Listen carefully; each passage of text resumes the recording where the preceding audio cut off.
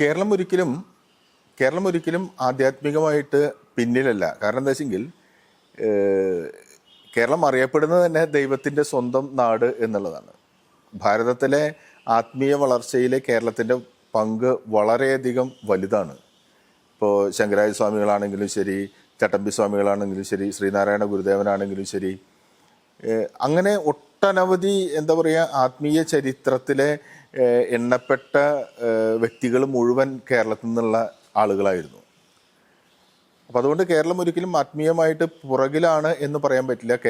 ഭാരതത്തിൻ്റെ ആത്മീയ യാത്രയെ നയിക്കുന്നത് ഒരുപക്ഷെ കേരളത്തിൻ്റെ വെളിച്ചമാണ് എന്ന് തന്നെ നമുക്ക് പറയേണ്ടി വരും.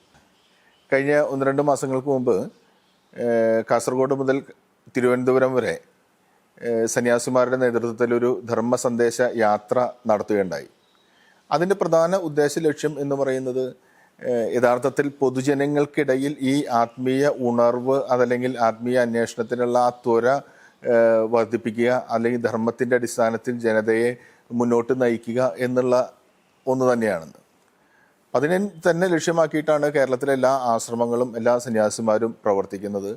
അതിനെ ഏത് ആശ്രമങ്ങളെ സമീപിച്ചാലും അത്തരം അറിവുകൾ ലഭിക്കാനും അത്തരം കാര്യങ്ങൾക്ക് മുന്നിട്ട് നിൽക്കാനും സന്യാസി സമൂഹം തയ്യാറുമാണ്.